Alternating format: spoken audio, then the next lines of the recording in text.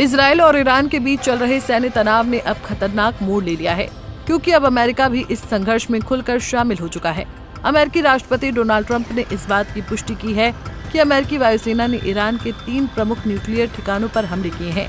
ये हमले ईरान के फोर्डो, नतांज और इस्फहान प्लांट्स पर किए गए हैं। हमले के बाद अमेरिकी सेना के बमवर्षक सुरक्षित तरीके से अमेरिका लौट गए हैं। सवाल ये है कि अमेरिका के हमले से ईरान को कितना नुकसान हुआ है? क्या अमेरिका के हमले से ईरान के न्यूक्लियर साइट तबाह हो गए हैं? चलिए इस वीडियो में एक एक बिंदु पर सिलसिलेवार तरीके से समझते हैं। दरअसल अमेरिका ने ईरान के फोर्डो, नतांज और इस्फहान प्लांट्स पर हमले किए। ये वो न्यूक्लियर साइट्स हैं जिन्हें ईरान ने दशकों से सीक्रेट रखा था और लगातार इन पर परमाणु हथियारों से जुड़ा रिसर्च और उत्पादन चल रहा था। अमेरिकी और इजरायली नेतृत्व ने इस कार्रवाई पर संतोष जताया है, जबकि ईरान को पलटवार से दूर रहने की सख्त चेतावनी दी गई है। 13 जून की सुबह से ही इजरायली सेना ने ईरान के कई सैन्य और न्यूक्लियर ठिकानों पर हमला कर दिया था, लेकिन इजरायल ईरान के सबसे सुरक्षित प्लांट यानी फोर्डो को छू भी नहीं सका। इस प्लांट को ईरान ने पहाड़ के नीचे लगभग 300 फीट गहराई में बना रखा है। ये संयंत्र किसी किले जैसा है, जिसे हवाई हमलों से बचाने के लिए विशेष रूप से डिजाइन किया गया है।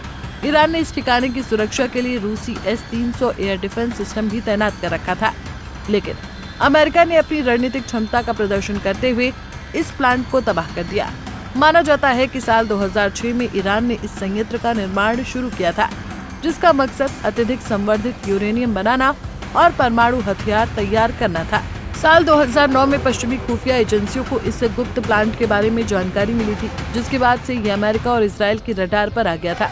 इसके अलावा दूसरा बड़ा लक्ष्य था नतांज न्यूक्लियर प्लांट। यहाँ पर हजारों उन्नत सेंट्रीफ्यूज लगे थे, जिनमें यूरेनियम को 60% तक एनरिच किया जा सकता था। न्यूक्लियर थ्रेट इनिशिएटिव के अनुसार यहाँ पर 6 ऊपरी और 3 भूमिगत इमारतें थी, जहाँ लगभग 50,000 सेंट्रीफ्यूज तैनात किए गए थे। नतांज के बाद तीसरा बड़ा निशाना बना इस्फहान न्यूक्लियर संयंत्र। ये संयंत्र ईरान की राजधानी तेहरान से करीब 350 किलोमीटर दूर स्थित है और यहाँ सैकड़ों परमाणु वैज्ञानिक काम कर रहे थे। इस संयंत्र में येलो केक को यूरेनियम हेक्साफ्लोराइड में बदला जा रहा था और साथ ही यूरेनियम धातु का निर्माण किया जा रहा था, जिसका इस्तेमाल परमाणु हथियारों में होता है। इस शहर में 3 चीनी रिसर्च रिएक्टर और कई प्रयोगशालाएं भी थी, जो ईरान के परमाणु कार्यक्रम का हिस्सा थी।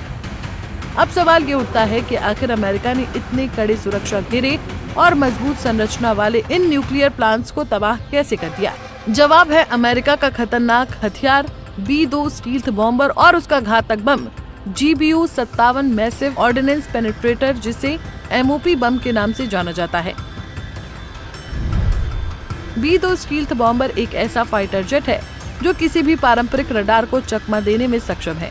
इसकी फ्लाइंग विंग डिजाइन और रडार ऑब्जर्वेंट मटेरियल इसे दुश्मन की नजर से छिपा देता है।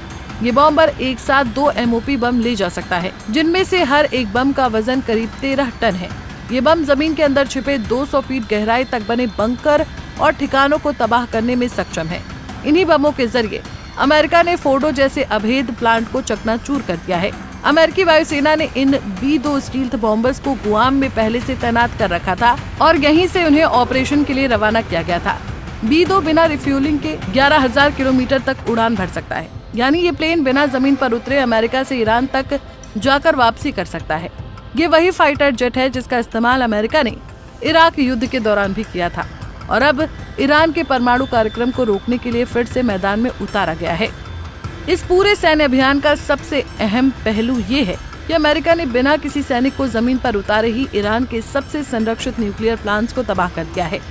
इससे ये भी साफ हो गया है कि अगर बात वैश्विक खतरे की हो तो अमेरिका किसी भी हद तक जाकर कार्रवाई कर सकता है।